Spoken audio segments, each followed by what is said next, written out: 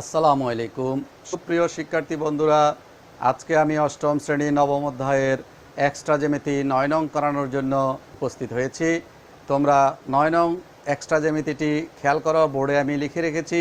সাধারণ নির্বাচন, এবিসি ত্রিভুজের একোণ সমান এক সমকোণ ডি, ই যথাক্রমে এ বি এবং এসি এর মধ্যবিন্দু হলে প্রমাণ করতে হবে যে DE square equal to CE square plus BD square. বন্ধুরা, প্রশ্নে বলেছে প্রমাণ করো যে, আর আমরা বললাম প্রমাণ করতে হবে যে, এই কারণে সাধারণ নির্বাচন নাম দিয়ে ডাইরেক্ট বলে দিলাম। এবার বিশেষ নির্বাচন বলি। বিশেষ নির্বাচনে মনে করি বলবে না এখানে, কারণ এখানে সব কিছু সুনির্দিষ্টভাবে দেওয়া আছে, এই জন্য এখানে বলতে হবে দেওয়া আছে। এখানে তুমি মনে করি বললে ঠিক হবে না।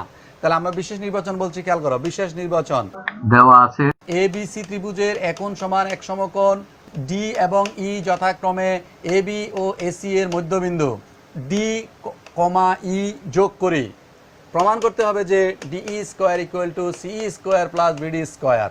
বন্ধুরা, ডি, ই যোগ করি, এটা যেহেতু আমরা বিশেষ নির্বাচনে বলেছি, এখন আর অঙ্কনের বিবরণ এখানে আর বলা লাগবে না।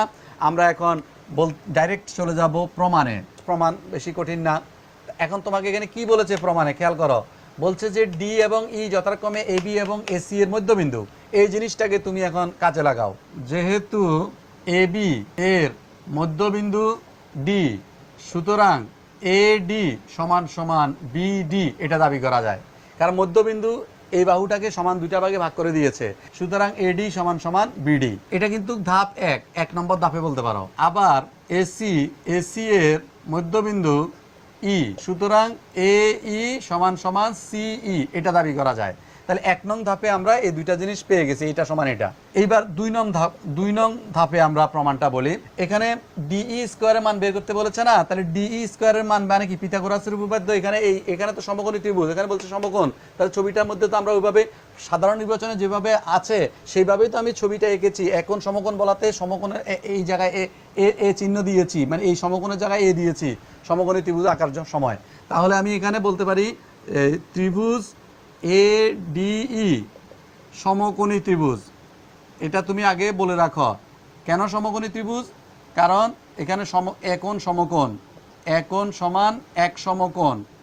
আচ্ছা, আমরা জানি যদি কোনো সমকোণ হয় তাহলে অতিভুজ হয়। সমকোণী ত্রিভুজে সেখানে অতিভুজ থাকে। সমকোণের বিপরীত বাহুকে অতিভুজ বলে, বা সমকোণী ত্রিভুজের সবচেয়ে বড় বাহু যেটা সেটা অতিভুজ। তাহলে এখানে এডিই সমকোণী ত্রিভুজের মধ্যে সবচেয়ে বড় বাহু হচ্ছে ডিই, তাহলে অতিভুজের নাম দাও হচ্ছে ডিই। অতিভুজ সমান সমান ডিই।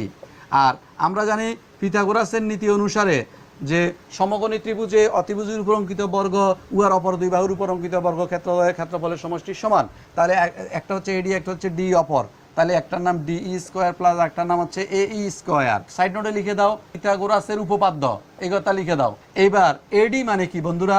এডি মানে হচ্ছে বিডি। লক্ষ্য করো, এডির জায়গায় আমি বলতে পারি বিডি। আর এই মানে কি? এই মানে হচ্ছে সিই, তাহলে বলতে পারি সিই। এবার জিনিসটা সুন্দর করে লেখো। সুতরাং ডিই স্কোয়ার ইকুয়াল টু, ওই যে ওরা যেভাবে চাইছে সি কে আগে আনো, আনলাম সিই প্লাস বিডি কে পরে দাও, অসুবিধা নাই, একই কথা। যেটা প্রমাণ করতে বলছে এটা প্রমাণ হয়ে গেছে। তাহলে D square equal to C square plus BD square প্রমাণিত। আশা করি বুঝতে পেরেছো বন্ধুরা। খুব সহজ একটা জ্যামিতি ছিল। তোমরা যদি বাসায় নিয়মিতভাবে আমাদের ভিডিও দেখে দেখে ক্লাসগুলো নোট করো, প্র্যাকটিস করো, আশা করি তোমাদের সৃজনশীলের জন্য আর ভয় থাকবে না। সবাই এই দুর্যোগে বাসায় নিরাপদে থাকো, এই কামনা করে নিজেকে ভালো করে জিএসসির জন্য প্রস্তুত করো, এই আশাবাদ ব্যক্ত করে আজকের ভিডিও এখানেই শেষ করছি। আল্লাহ হাফেজ।